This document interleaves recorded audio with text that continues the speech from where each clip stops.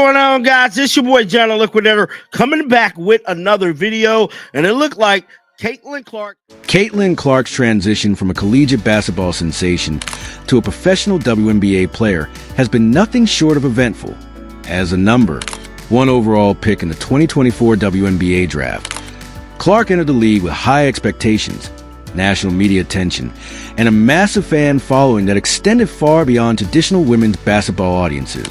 Her dazzling performances at Iowa, where she shattered NCAA scoring records and routinely hit logo range three-pointers, made her a generational talent and a household name. When I say this, the Atlanta Dream, not quite Nate Tibbetts.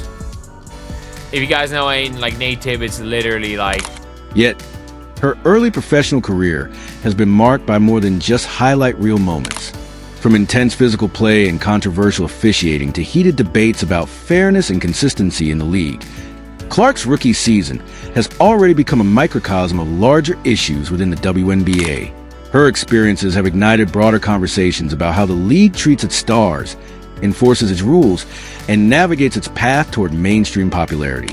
This article explores the challenges Clark has faced in her first weeks as a pro, the controversy surrounding her treatment on the court, and the broader implications these events have for the future of the WNBA. Much of the jealousy of Clark is because of the insane amount of publicity she gets.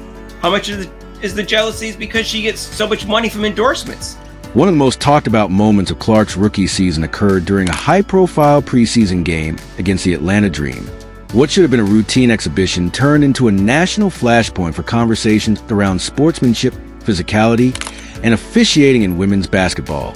In this particular matchup, Clark was subjected to relentless and aggressive defense, much of which many fans and analysts deemed excessive and inappropriate. Atlanta's guards, most notably Tahina Paopao, employed a defensive strategy that went far beyond the norm, including grabbing Clark's jersey with both hands, delivering hip checks, and using forearm shoves in off-ball situations. At several points, Clark appeared more like a wrestling opponent than a basketball player trying to run an offensive set. The biggest hurdles for Caitlin Clark at the Indiana Fever last season was the WNBA referees. What shocked fans wasn't just the intensity of the defense. It was a lack of response from the officials. Despite clear and repeated instances of contact that could have easily drawn personal fouls, or even flagrant calls, the referees allowed the play to continue unchecked.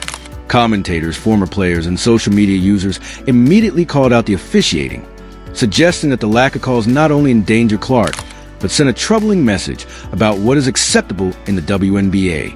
This game quickly became a flashpoint. It wasn't just about one player or one game.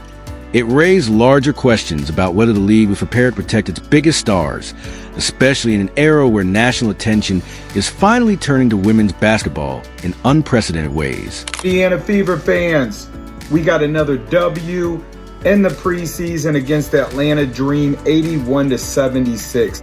The controversy surrounding the Atlanta Dream game catalyzed a broader debate about officiating standards in the WNBA. Critics pointed to an ongoing issue in the league: inconsistent officiating that often leaves players vulnerable to overly physical play with minimal repercussions for defenders. In Clark's case, the lack of foul calls led many to question whether she was being unfairly targeted as a rookie or treated differently because of her rapid rise and immense popularity. Some suggested that there may be an unspoken welcome to the league mentality among referees and opposing players, an initiation by fire approach meant to humble incoming stars. But others saw it as something more troubling: a systemic failure to protect players equally and uphold the integrity of the game. If this would have been a regular season game, I believe Caitlin Clark very much flirts with a triple-double in this game. Moreover, the WNBA's muted response to the incident added fuel to the fire. While the league has mechanisms to review officiating and issue statements or adjustments, no clear acknowledgement or disciplinary action came in the aftermath of the Dream game. For many fans, especially the millions who have followed Clark since her college days, this silence was deafening. It raised concerns about whether the league truly values transparency and accountability when its officiating decisions come under scrutiny. Without consistent standards and clear protections, star players risk injury, and the overall quality of play suffers.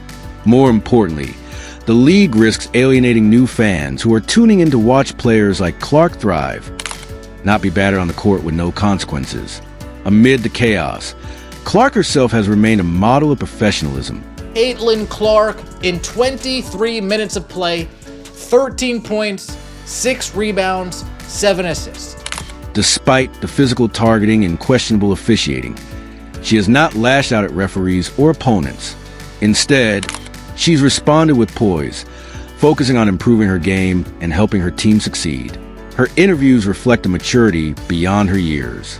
Rather than blaming officials or calling out specific players, Clark has consistently emphasized her desire to adjust to the physicality of the pro game.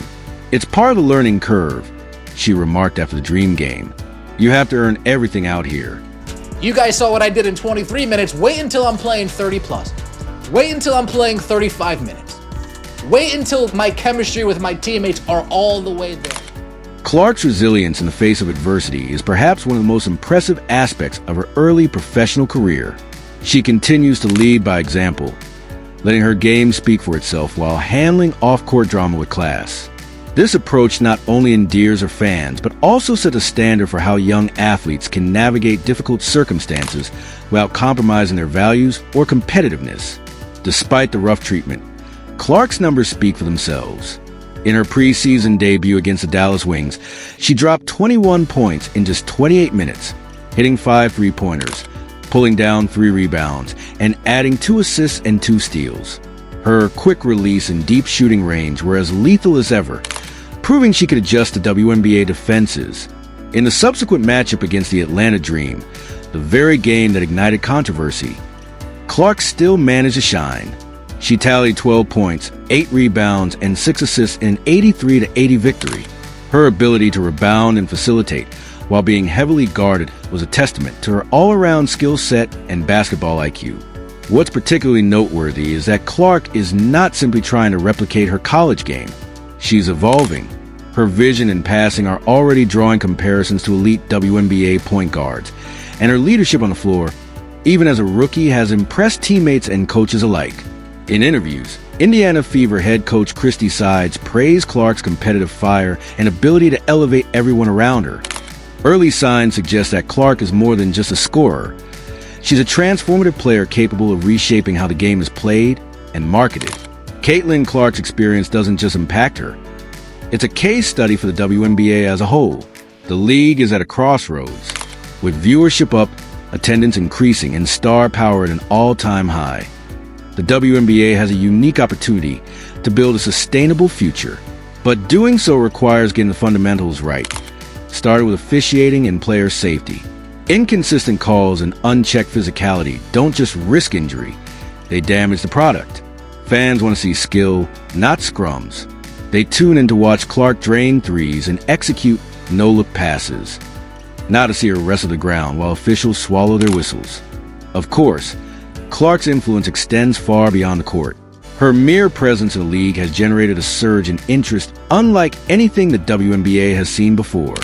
This phenomenon, now dubbed the Caitlin Clark effect, has already reshaped how fans, networks, and sponsors engage with women's basketball. But this effect isn't just about one player. It's about what she represents. A new era of women's basketball in which elite talent, marketability, and mainstream appeal can coexist. Clark is bringing in fans who might never have watched a WNBA game before. Keeping those fans engaged requires the league to match her excellence with professionalism at every level, from marketing to management to officiating. In the end, the challenges Clark has faced may serve as a catalyst the WNBA needs to elevate its standards and seize this moment of historic growth. Because if the league truly wants to build around the future, protecting and empowering Caitlin Clark is a good place to start. If you enjoyed this video, don't forget to like and subscribe to our channel for future updates.